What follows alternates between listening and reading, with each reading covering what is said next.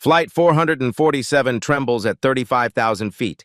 Emergency alarms shriek through the cabin as Captain Hayes slumps unconscious over controls slick with sweat. First Officer Carter grips his stomach, fighting waves of nausea that blur his vision. Is there a pilot on board? Jessica Walsh's voice cracks over the intercom, her professional composure shattered. Through the chaos rises a voice, calm, measured, unbreakable. This is Maya Johnson. I need cockpit access now. But 3 hours ago, Jessica laughed at this same woman, questioned her boarding pass, suggested she belonged in economy, not business class, seat 2A. Blake Morrison filmed her, posting online about passengers who don't know their place.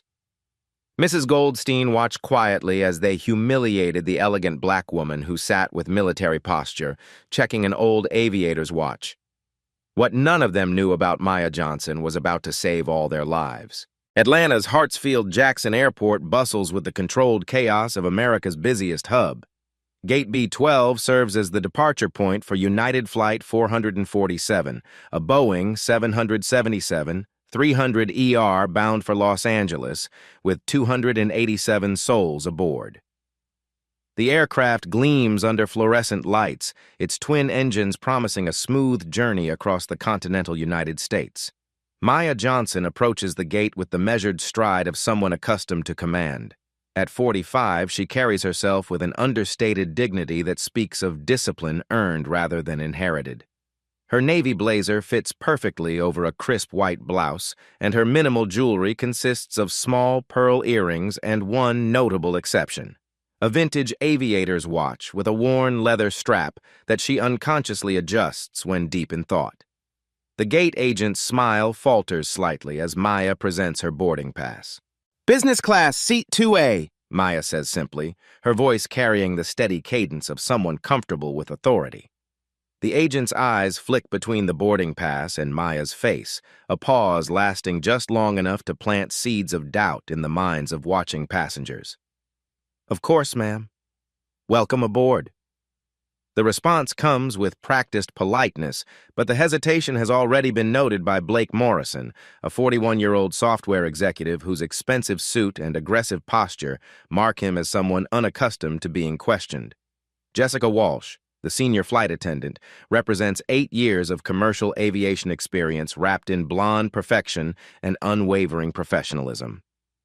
At 32, she's worked her way up from domestic routes to international flights, and her smile has been refined to reveal nothing while suggesting everything. She greets each business-class passenger with the same measured warmth, though her eyes linger a fraction longer on Maya than others. The cabin of Flight 447 reflects the stratified nature of modern air travel. Business class occupies the forward section with its wide leather seats and extra legroom, separated from economy by both physical barriers and invisible social ones. Maya settles into 2A, pulling out a thick folder of technical documents that she reviews with the focused attention of someone who understands every detail. Mrs. Patricia Goldstein, 67, observes the boarding process from seat 1A with the keen awareness of someone who has witnessed decades of social change. Her late husband's career in aerospace engineering taught her to recognize competence regardless of its packaging, and something about Maya's posture suggests military training. Blake Morrison claims seat 2C with the territorial enthusiasm of someone protecting an investment. His first-class upgrade cost extra, and he's determined to ensure the proper atmosphere of his premium experience. His phone rarely leaves his hand, and his 15,000 social media followers provide a ready audience for his observations about modern air travel standards. Captain Derek Hayes, 48, conducts his pre-flight briefing with the tired professionalism of someone carrying personal stress alongside professional responsibility. His recent divorce and upcoming performance evaluation weigh on his mind as he reviews weather reports and fuel calculations. 22 years of commercial flying have taught him that routine flights can become emergencies without warning. First Officer Marcus Carter, 34, brings youthful enthusiasm to the cockpit despite his fatigue from a grueling international rotation. His technical expertise with modern avionics systems complements Hayes's experience, and his ambition drives him to exceed minimum standards on every flight. Maya opens her documents, revealing detailed Boeing 777 hydraulic systems analysis, technical specifications that would challenge most commercial pilots, but which she reviews with casual familiarity. Her trained eye automatically catalogs emergency exits, crew positioning, and aircraft condition indicators that other passengers ignore. The boarding process continues around conversations laden with unspoken assumptions. Blake points discreetly toward Maya while speaking to Jessica, his tone suggesting concern about standards and appropriate passengers. Jessica's responses remain professionally neutral, but her increased attention to Maya's activities betrays her growing uncertainty.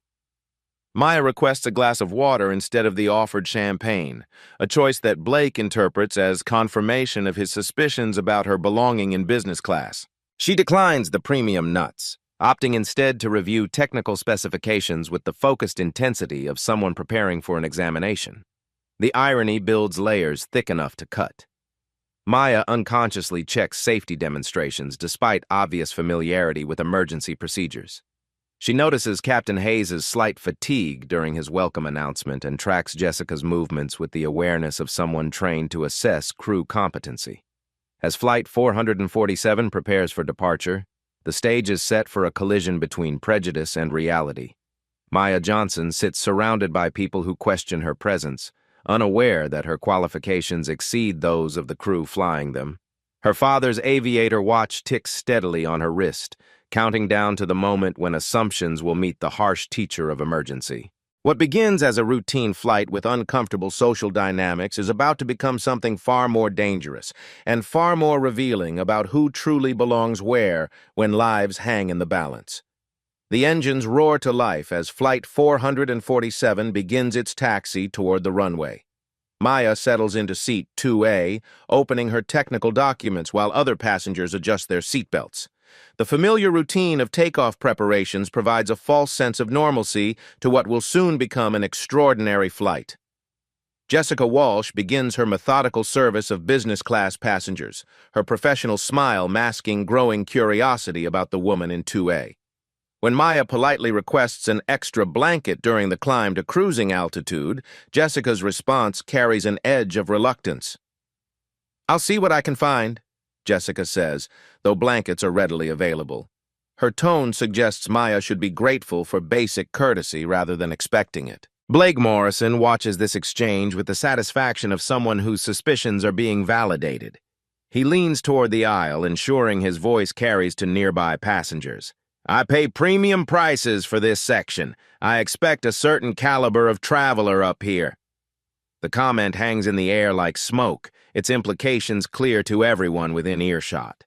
Mrs. Goldstein shifts uncomfortably in seat 1A, recognizing the ugly undertones but uncertain how to respond. Maya continues reading her Boeing 777 hydraulic systems analysis, her expression unchanged despite the obvious slight. 30 minutes into the flight, meal service begins with Jessica's practiced choreography of premium dining. She presents each business class passenger with a wine list, offering recommendations with genuine enthusiasm. When she reaches Maya's row, her demeanor shifts subtly. "We have a lovely selection today," Jessica announces to Blake before turning to Maya with notably less warmth. "I'm afraid we're out of the Bordeaux you might prefer." Maya hadn't requested any specific wine, making Jessica's assumption transparent to everyone listening. "Water is fine, thank you," Maya responds with dignity that only makes the slight more obvious.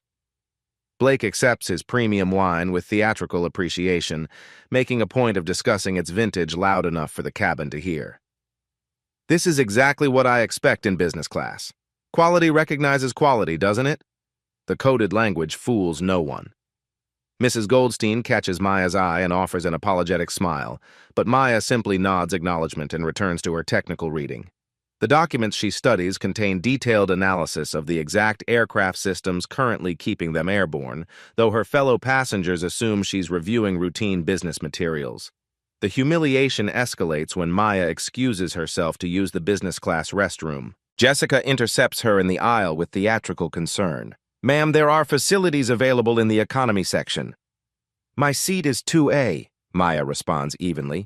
"This is the appropriate restroom for my ticket class." "Of course, but we try to maintain certain standards for our premium passengers." Jessica's voice carries false regret. as if she's explaining an unfortunate but necessary policy. Blake's voice rises from his seat. Finally, someone's maintaining proper order up here. These upgrades aren't charity cases. The confrontation draws attention from surrounding passengers. Some look away uncomfortably, while others watch with the guilty fascination of witnessing injustice they're unwilling to confront. Maya stands her ground with quiet strength, her military bearing evident in her straight posture and steady gaze. I understand your concern about standards, Maya tells Jessica. I share that commitment to excellence. Her response carries layers of meaning that Jessica misses entirely. Blake pulls out his phone, discreetly photographing Maya as she returns to her seat. His social media post appears within minutes. When you pay for business class, but airlines let anyone sit anywhere. Standards matter. #first class, problems, #airline standards. The post reaches his 15,000 followers instantly, generating comments that range from supportive to outright racist. Screenshot notifications light up Blake's phone as his content gains traction, validating his sense of righteous indignation. Maya notices Blake's photography but chooses not to engage. Instead, she checks her father's aviator watch, a gesture that has become her tell for managing stress. The worn leather strap and vintage face represent decades of family military service, though Blake assumes it's costume jewelry meant to impress. The social dynamics reach their peak when Jessica makes an announcement ostensibly directed at all passengers but clearly aimed at one. Ladies and gentlemen, we want to remind everyone to remain in their designated seating areas. Business class passengers, we apologize for any disruptions to your premium experience. Blake's smirk becomes impossible to miss. About time someone addressed the situation properly. But Maya has noticed something her tormentors have missed entirely. Captain Hayes' most recent announcement carried a slight slur that suggested fatigue beyond normal operational tiredness.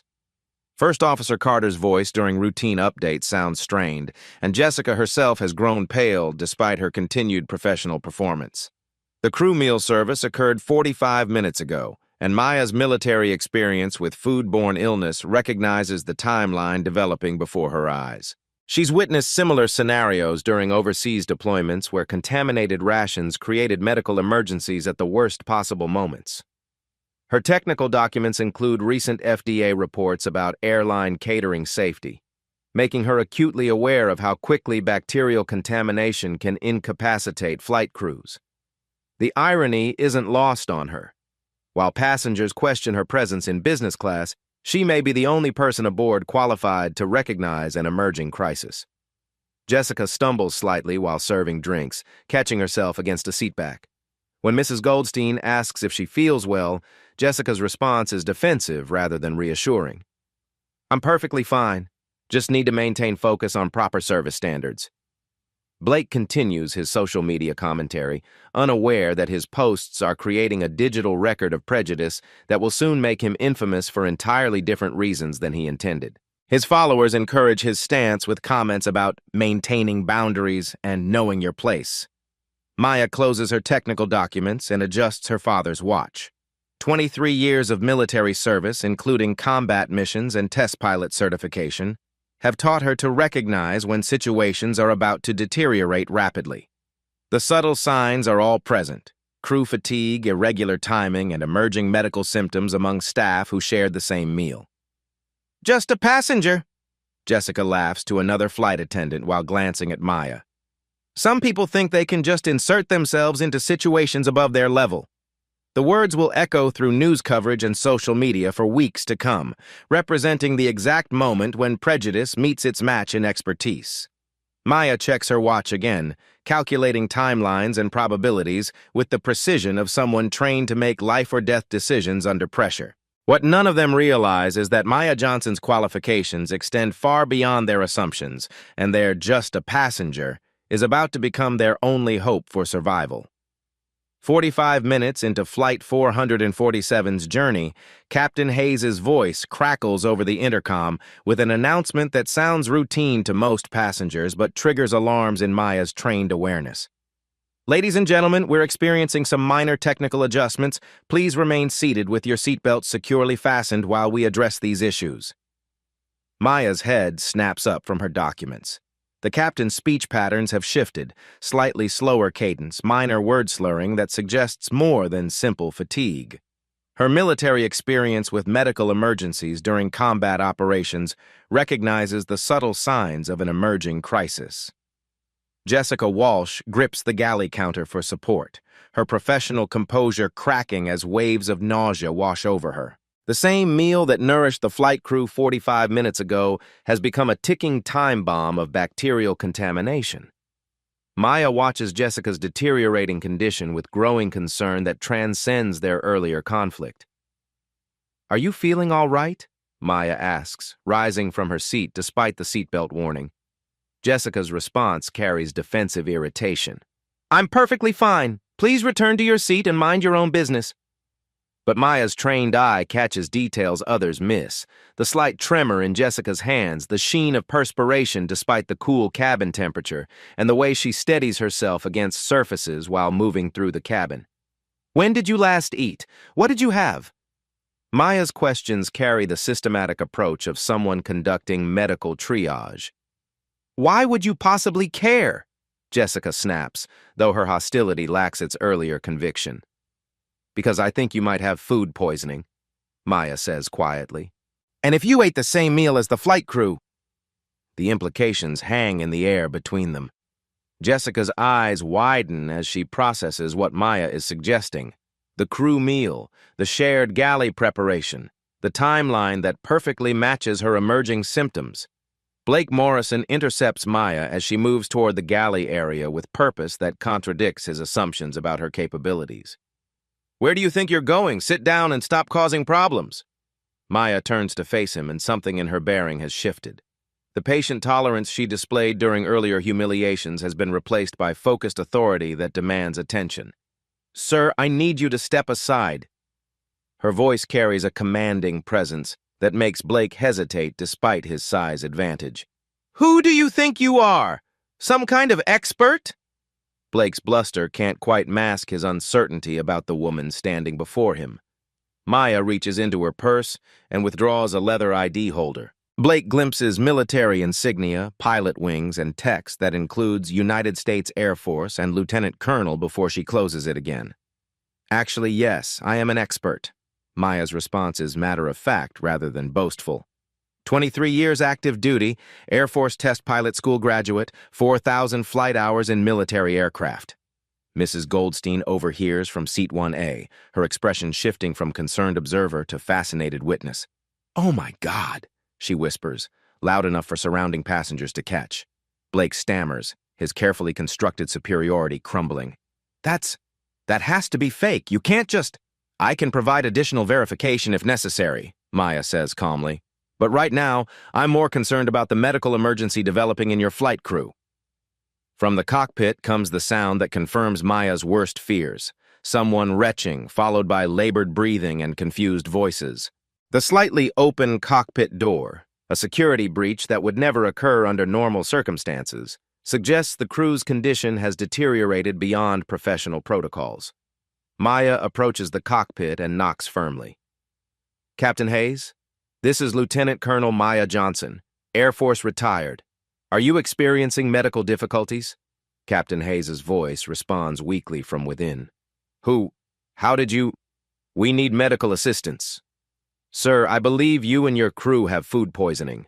I need to assess your condition and determine if you're capable of continuing flight operations." First Officer Carter's voice carries over the intercom, panic barely controlled. "We need medical assistance in the cockpit immediately. Is there a doctor on board?" The cabin atmosphere shifts instantly. Blake backs away from Maya, his earlier aggression replaced by uncertainty. Mrs. Goldstein looks at Maya with new respect, tinged by worry about their situation. Jessica grips a seat back for support, finally understanding that the woman she dismissed might be their salvation. "You're really a pilot?" Mrs. Goldstein asks, her voice carrying hope and disbelief in equal measure. "Ma'am, I need to focus on the emergency," Maya responds, but her tone has gentled toward the older woman who showed her kindness. Jessica stumbles, reaching out instinctively for Maya's arm as her strength fails. I'm sorry. About before, I didn't know." Maya steadies Jessica with practiced efficiency. "We'll discuss that later. Right now, I need you to help me understand the crew protocols on this aircraft. The transformation is complete. Maya Johnson is no longer the questionable passenger in Seat 2A. She has become Lieutenant Colonel Johnson, their potential lifeline in a crisis that's about to test every assumption her fellow passengers made about who belongs where when lives hang in the balance. Maya enters the cockpit to find both pilots in various stages of incapacitation. Captain Hayes slumps in his seat, sweat beading on his forehead as he struggles to focus on instrument readings that blur before his eyes. First Officer Carter grips his stomach, fighting waves of nausea that threaten to overwhelm his concentration entirely. "Captain, what's your current heading and altitude?" Maya asks, sliding into the jump seat with fluid familiarity that speaks of countless hours in similar cockpits. 270, I think. Hayes responds weakly. Can't seem to focus on the instruments properly. Maya's eyes sweep the control panel with practiced efficiency. You're off course by 12 degrees. Autopilot is compensating, but there's a significant weather system directly ahead that requires manual navigation. She points to the weather radar display showing an ominous wall of red and yellow, indicating severe turbulence and dangerous wind patterns. We need course corrections immediately, or we're flying straight into conditions that could be catastrophic with an impaired crew. First Officer Carter looks up from his struggle with illness. Are you actually qualified on 777S? I've flown larger aircraft in worse conditions, Maya responds, her hands already moving over navigation controls with the confidence of someone who understands every switch and display. But first, we need to address the cabin situation. Through the open cockpit door, she can see passengers craning their necks, whispering among themselves about the woman who just revealed military credentials. Blake Morrison stands in the aisle, his phone recording everything despite flight regulations about electronic devices during emergencies. Maya keys the intercom with steady authority. Ladies and gentlemen, this is Lieutenant Colonel Maya Johnson. We have a medical situation affecting our flight crew, but it is under control. I am qualified to assist with flight operations and will be working with Captain Hayes to ensure your safety. Blake's voice rises above the general murmur. This is insane! You can't just take over a commercial flight. There are regulations! Maya emerges from the cockpit, her bearing now unmistakably military. The patient tolerance she showed during earlier humiliations has been replaced by command presence that fills the cabin space. Sir, I need you seated immediately. That's not a request. Her voice carries the authority of someone accustomed to being obeyed without question. Mrs. Goldstein turns to Blake with sharp disapproval. Sit down, you fool. She's trying to help us. Maya returns to the cockpit where Captain Hayes attempts to maintain control despite his deteriorating condition. Colonel Johnson, I need to understand our options. Fuel status, passenger load, weather ahead. Fuel is adequate for destination plus required reserves. 287 passengers total. The weather system extends approximately 200 miles east to west, with severe turbulence reported at all altitudes. Maya rattles off the information after scanning multiple instrument displays simultaneously. Hayes stares at her with new respect despite his illness. How did you? Military training includes rapid systems assessment under emergency conditions. Maya adjusts heading controls with precise movements. I recommend immediate vector 290 to thread between storm cells using terrain-following principles. First Officer Carter, fighting another wave of nausea, manages to focus on Maya's navigation display. That's exactly what our weather radar suggests, but it's an incredibly complex approach. Maya keys the radio. Los Angeles Center, this is United 447 requesting priority handling. We have a crew medical emergency with qualified military pilots providing assistance. United 447, confirm you have a qualified pilot aboard. Air traffic control responds with professional skepticism. Affirmative Center. Lieutenant Colonel Maya Johnson, Air Force retired, test pilot qualified, current on Boeing systems through recent aerospace consulting work. There's a pause before ATC responds. Copy, 447. State nature of assistance required and pilot qualifications. Blake continues filming from the cabin, his social media followers watching live updates about what he describes as an unbelievable situation where some woman claims to be taking over our flight. His earlier posts about Maya not belonging in business class are gaining viral traction, though not in the way he intended. Jessica Walsh, despite her illness, moves through the cabin addressing passenger concerns. I need to tell you all something important. I was wrong about Colonel Johnson. I've seen her military identification and she is absolutely qualified to help us. But how do we know she's really qualified? Asks a nervous passenger. Because I've seen both our pilots, Jessica responds grimly. They can barely stand up straight. She might be our only chance. Maya demonstrates her expertise by smoothly adjusting their flight path around a massive storm cell that would have created dangerous turbulence for the impaired crew. The aircraft glides through what should have been rough air with the precision of someone who has navigated combat missions through mountain passes under enemy fire. Watch this approach, Maya tells Carter as she calculates vectors that avoid the worst weather. I'm using terrain-following navigation principles adapted for commercial aircraft. Stay below the severe wind shear while maintaining safe altitude over terrain. Chen watches in amazement as Maya's hands move over controls with practiced efficiency. How are you calculating these vectors so quickly? Experience. In Afghanistan, we had to navigate mountain passes in conditions like this, except with surface-to-air missiles added to the equation. The cabin begins to calm as passengers feel the smoother flight path Maya has established. Mrs. Goldstein observes the confident way Maya handles the crisis and addresses other passengers. Look at her. She knows exactly what she's doing. Even Blake quiets his commentary, though he continues recording. The viral nature of his posts is beginning to shift as viewers realize they're witnessing something extraordinary rather than problematic. Captain Hayes loses consciousness completely, slumping forward in his seat. Maya checks his vital signs quickly before making the announcement that changes everything. Ladies and gentlemen, I need to inform you that Captain Hayes is now unconscious. First Officer Carter is severely impaired. I am assuming flight control under Federal Aviation Emergency Authority. Gasps echo through the cabin as the reality of their situation becomes clear. Maya continues with calm professionalism. I want to be completely transparent with you. This is a serious situation. However, I am fully qualified to bring this aircraft to a safe landing. Blake stands again, uncertainty replacing his earlier aggression. How do we know you're not making this worse? Maya emerges from the cockpit one more time, meeting his gaze directly. Because, Mr. Morrison, if I were going to crash this plane, we would already be dead. The authority in her voice silences all objections.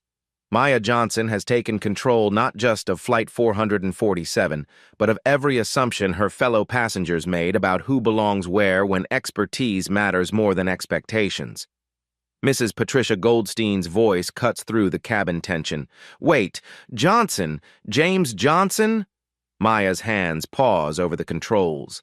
The name carries weight she wasn't prepared to confront at 35,000 feet. Your father was Colonel James Johnson? The test pilot who died in that experimental crash 15 years ago? Maya turned slowly from the cockpit. You knew my father? My husband, Samuel Goldstein, was an aerospace engineer at Edwards Air Force Base. He worked on the same program. Mrs. Goldstein's voice trembles with recognition. James saved Samuel's life during that test flight. Ejected him before... The unfinished sentence hangs in the air. Maya grips her father's aviator watch, legacy suddenly heavy on her wrist. Blake Morrison frantically searches his phone, his earlier confidence crumbling as results populate. Maya Johnson, Lieutenant Colonel. His voice falters. She's a Congressional Medal of Honor recipient. The revelation hits passengers like a physical blow. The woman they questioned for sitting in business class carries the nation's highest military honor. Blake continues reading, voice growing smaller. Distinguished Flying Cross, Purple Heart, NASA astronaut candidate. Astronaut? Jessica gasps despite her illness. Selected for the program but turned it down to stay on active duty after 9/11s. Blake reads, his social media righteousness evaporating completely. Mrs. Goldstein addresses the cabin with growing emotion. Colonel, Samuel followed your career. Afghanistan rescue operations, wasn't it? You saved an entire convoy after being shot down? Maya remains focused on instruments, uncomfortable with attention. Ma'am, I need to concentrate on navigation. 47 lives saved during Operation Enduring Freedom. Blake reads from his phone. Air Force Test Pilot School graduate, youngest woman ever selected for NASA program. The irony crushes everyone present. While debating whether Maya belonged in business class, she had declined seats aboard spacecraft to serve in combat. Jessica approaches with genuine remorse. Ladies and gentlemen, I owe everyone an apology. I treated Colonel Johnson badly based on prejudice. We can discuss this after landing, Maya responds, maintaining professional priorities. No, this needs saying now. You're not just qualified, you're more qualified than our regular crew. Maya demonstrates by threading through severe weather with precision exceeding commercial standards. Combat techniques, she explains to First Officer Carter. Steeper approaches, faster deceleration, commercial manuals don't cover enemy fire. Blake deletes his social media posts with shaking hands, realizing he's documented his own ignorance for viral consumption. His followers are already turning against him as the full story spreads. Mrs. Goldstein watches Blake's panic with a mixture of sympathy and justice. I posted terrible things about her, he admits quietly. Then fix it, she responds firmly. The complete picture emerges. Maya Johnson represents the pinnacle of American military aviation, test pilot, combat veteran, Medal of Honor recipient, astronaut candidate who chose service over personal glory. Maya checks her father's watch. No longer nervous habit, but connection to legacy spanning generations of military service. From Tuskegee Airmen missions to experimental aircraft testing to Afghanistan combat operations. I got this, Dad, she whispers, words carrying decades of living up to heroic examples. New alarms suddenly pierce the cockpit. Terrain warning, pull up immediately. Their hero's ultimate test begins now. Terrain warning, pull up immediately. The automated voice pierces the cabin as Maya's trained eyes scan instrument readings that tell a terrifying story. Flight 447 is descending faster than indicated, caught in massive downdrafts that threaten to slam them into the Rocky Mountains hidden beneath storm clouds. Chen, I need you to be functional. What's our actual altitude? Maya's voice remains calm despite the crisis escalating around them. First Officer Carter fights through his illness to focus on instruments. Showing 23,000 feet, but the readings are erratic. Maya cross-references multiple systems with the rapid precision of someone who has navigated life or death situations before. We're losing altitude at twice the indicated rate. This storm system is creating downdrafts powerful enough to overwhelm our engines. She keys the radio with urgent professionalism. Los Angeles Center, United 447 declaring emergency. We have severe downdrafts and need an immediate vector to alternate airports. 447 nearest suitable airport is Denver International, bearing 045, distance 180 miles. Maya calculates rapidly while monitoring their descent rate. Negative, Center. With current fuel consumption in these conditions, we won't make Denver. The mathematics is brutal. Fighting the downdrafts requires maximum engine power, burning fuel at rates that eliminate safe margins. Maya studies terrain maps on the navigation display, seeing mountain peaks at 14,000 feet directly ahead and storm systems extending 200 miles in every direction. We can't go around it? Carter asks, understanding their impossible situation. Not with our fuel load and passenger weight. We go through it, or we attempt an emergency landing short of any suitable airport. Maya's military training has prepared her for scenarios where all options are dangerous. She keys the intercom, her voice steady despite their deteriorating situation. Ladies and gentlemen, we're encountering severe weather conditions that require immediate course adjustments. I need everyone secured in crash positions for the next 30 minutes. Mrs. Goldstein grips her armrest but speaks with confidence to nervous passengers around her. If anyone can get us through this, she can. Maya closes her eyes for 3 seconds, a combat pilot technique for mental reset under extreme stress. In Afghanistan, she flew damaged helicopters through mountain passes while under enemy fire. This storm system demands the same precision and courage, multiplied by responsibility for 287 innocent lives. Chen, I'm going to use terrain-following navigation. It's not standard for commercial aircraft, but it'll keep us below the worst winds while clearing mountain peaks. Terrain-following? Carter stares at her with a mixture of admiration and terror. That's strictly military technique. In combat, we fly low to avoid radar detection while navigating mountains. Same principles apply here. Stay below severe wind shear, follow valley contours, trust instruments over instinct. Maya begins descent toward terrain that would horrify commercial pilots. Descending to 18,000 feet. This puts us 500 feet above the highest peaks but below the severe turbulence. Passengers feel the rapid descent, several gasping as their ears pop from pressure changes. Blake Morrison, his earlier arrogance replaced by genuine fear, calls out to other passengers.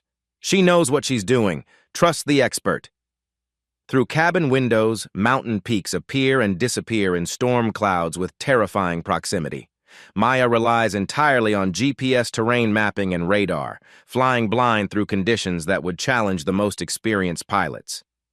Chen, call out our position relative to terrain every 30 seconds.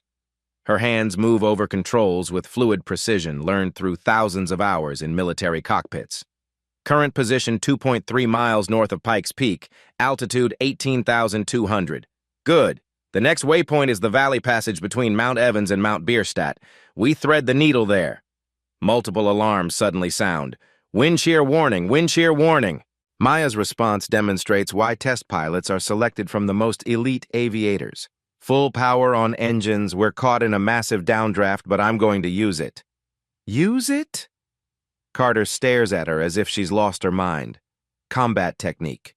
Dive into the downdraft to build airspeed, then pull up sharply when we hit the updraft on the other side. It's physics, and it's saved my life before. Maya deliberately dives Flight 447 deeper into the storm. Passengers scream as they experience weightlessness while the aircraft plummets toward mountain terrain. Her voice over the intercom remains impossibly calm. Ladies and gentlemen, what you're experiencing is intentional. Please remain seated. At the precise moment when disaster seems certain, Maya pulls back hard on controls. The aircraft rockets upward with G-forces that press everyone into their seats, clearing a mountain peak by less than 300 feet. Chen stares at the navigation display in amazement. How did you know that would work? Because I've done it with surface-to-air missiles chasing me. The principles of aerodynamics don't change based on what's trying to kill you. But their fuel situation has become critical.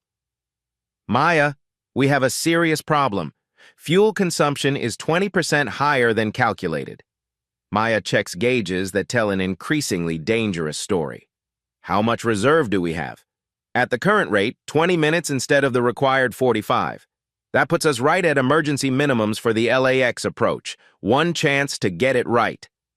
Maya faces the nightmare scenario every pilot trains for, but hopes never to encounter, attempting a difficult approach with minimal fuel while responsible for hundreds of lives.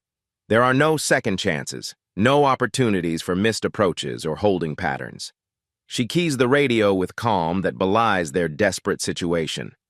Los Angeles Center, United 447 declaring fuel emergency. We need immediate clearance. Direct approach, no delays. 447, you're cleared for emergency approach. Runway 24 left. Emergency vehicles standing by. Chen, handle all radio communications. I'm focusing entirely on approach and landing. Through cockpit speakers, passengers hear air traffic control updates that increase tension. 447, winds are 15 knots, gusting to 25. The weather is at a minimum for approach. Maya looks at her father's aviator watch one final time. Dad, I need all your skills right now. She thinks of every passenger behind her. Mrs. Goldstein, who knew her father, Jessica, who learned about prejudice, even Blake, who confronted his own assumptions. Their lives depend on her ability to execute perfect approaches in impossible conditions. Maya, we're getting reports of severe wind shear on final approach, Carter reports grimly. How severe? Severe enough that air traffic control recommends aircraft hold for better conditions. Maya checks fuel gauges that show reserves dwindling toward emergency minimums.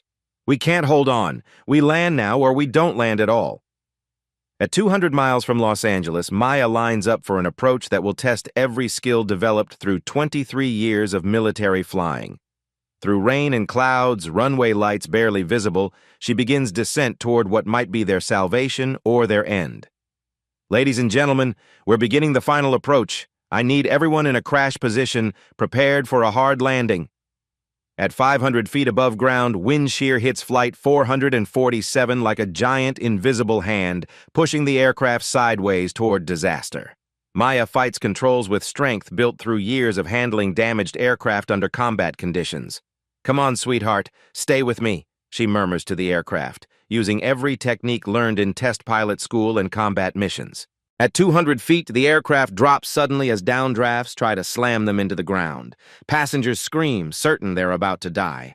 Maya calmly adds power and adjusts attitude with precision that transforms near disaster into controlled flight. "Not today. We're all going home."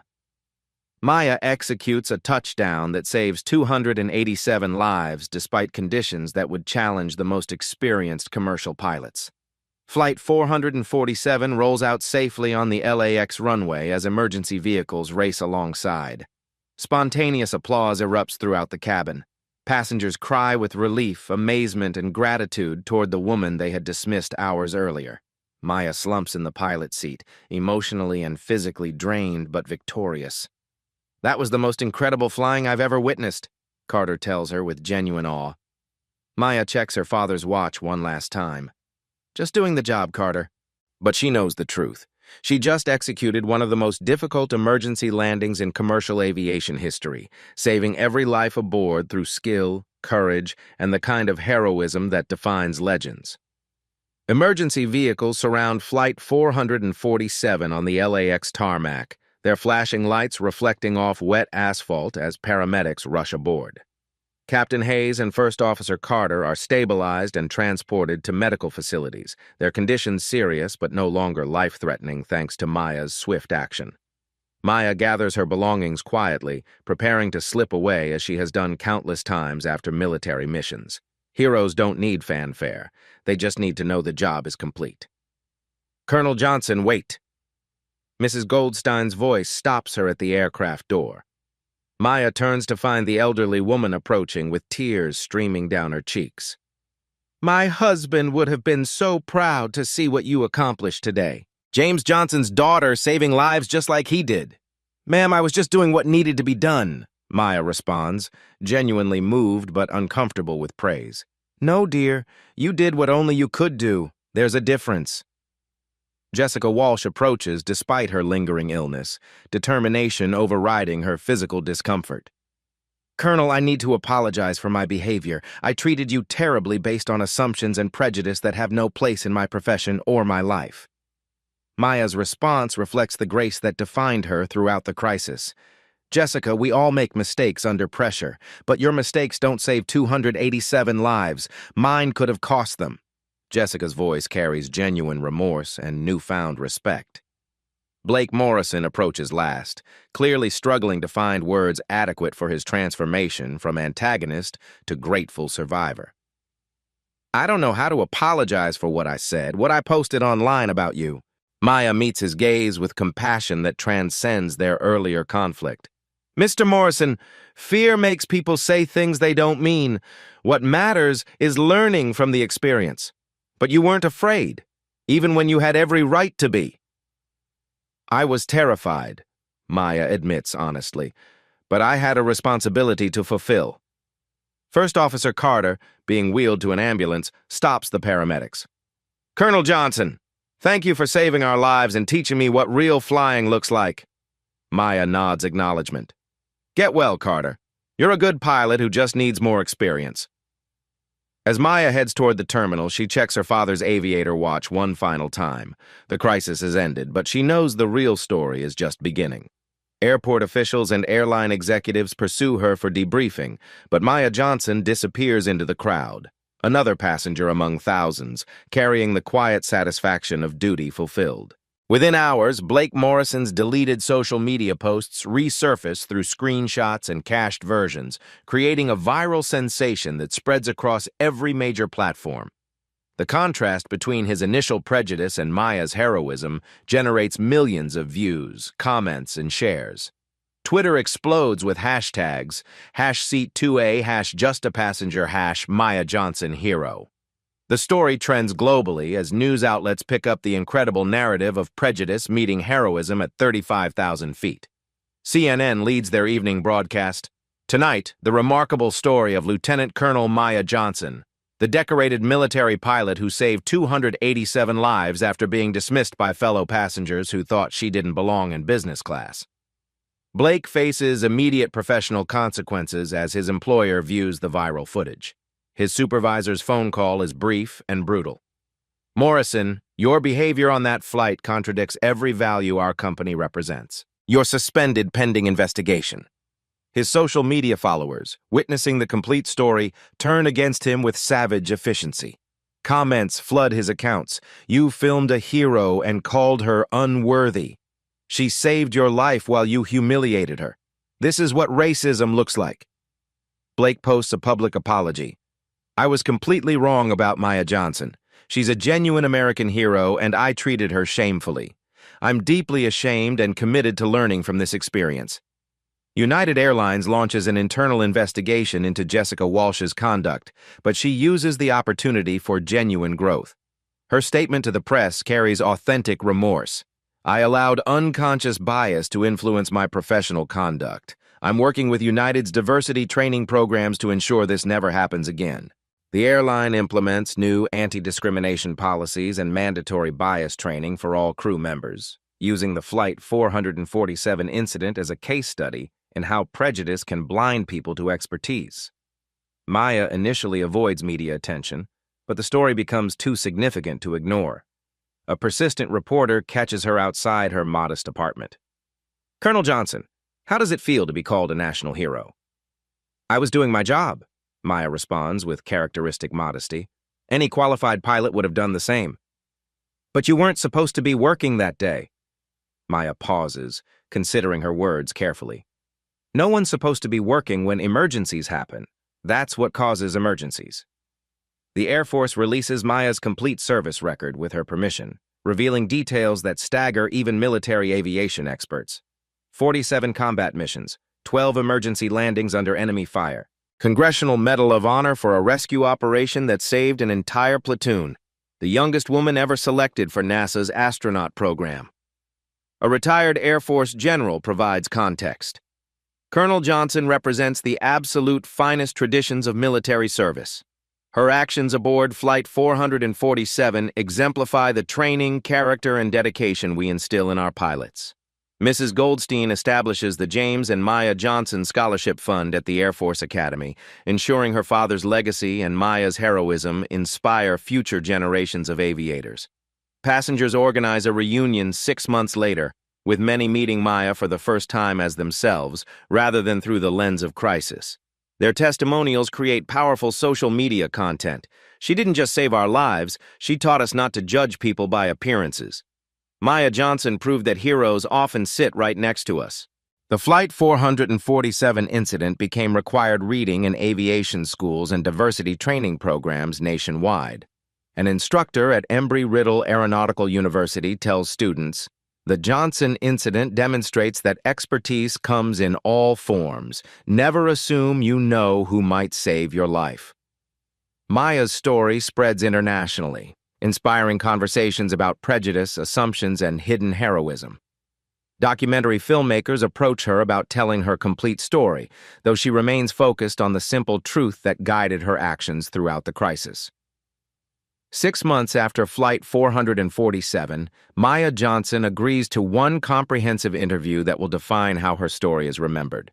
Sitting in her modest living room, she holds her father's aviator watch, the timepiece that witnessed Tuskegee Airmen missions, experimental test flights, and now commercial aviation heroism. "My father taught me that character isn't revealed in how we treat important people," Maya says, her voice carrying the wisdom of someone who has lived through extraordinary circumstances. "Character is revealed in how we treat people we think are unimportant." The interviewer presses for deeper meaning. "What should people learn from your experience?" Maya's response cuts to the heart of human dignity. "Every day we encounter people whose stories we don't know. The person serving your coffee might be a veteran. The woman in the wrong seat might be the person who saves your life. Respect isn't earned through status, it's owed through humanity." She issues a direct challenge to viewers. "I ask everyone watching this, look around you. Really see the people you encounter daily. Respect their dignity not because of what they might do for you, but because they deserve it as human beings. Maya holds up her father's watch, its worn face reflecting decades of service. This watch has seen combat zones, test flights, and emergency landings, but its most important function has always been reminding me that time is precious, and so is every person we share it with. The documentary narrator delivers the final message. Maya Johnson's story reminds us that heroes don't announce themselves with fanfare. They sit quietly in seat 2A, enduring insults and prejudice, waiting for moments when their service matters most. Share this story with someone who needs to hear it. Comment below about times when you misjudged someone or when someone surprised you with unexpected capability. Subscribe for more stories that challenge assumptions and celebrate hidden heroes. If you believe respect and dignity should be universal rights rather than privileges based on appearance or assumptions, hit that subscribe button and ring the notification bell. The final scene shows Maya boarding another flight, greeted warmly by crew members who recognize her. She settles into seat 2A again, some traditions worth keeping, and checks her father's watch as engines power up for takeoff. Sometimes the most extraordinary people hide in the most ordinary moments, the narrator concludes. Keep your eyes open. You never know when you'll meet a hero. The end screen displays, subscribe for incredible true stories, and share your hidden hero stories in comments below. Maya Johnson proved that heroism isn't about seeking recognition. It's about being prepared to serve when moments demand everything you have to give. The story you heard today wasn't cleaned up. It was told exactly as it happened. At Black Voices Uncut, we believe that's the only way truth can live. If you felt something, hit like, comment, and your reaction, and subscribe. Every week, we bring you voices that refuse to be silenced.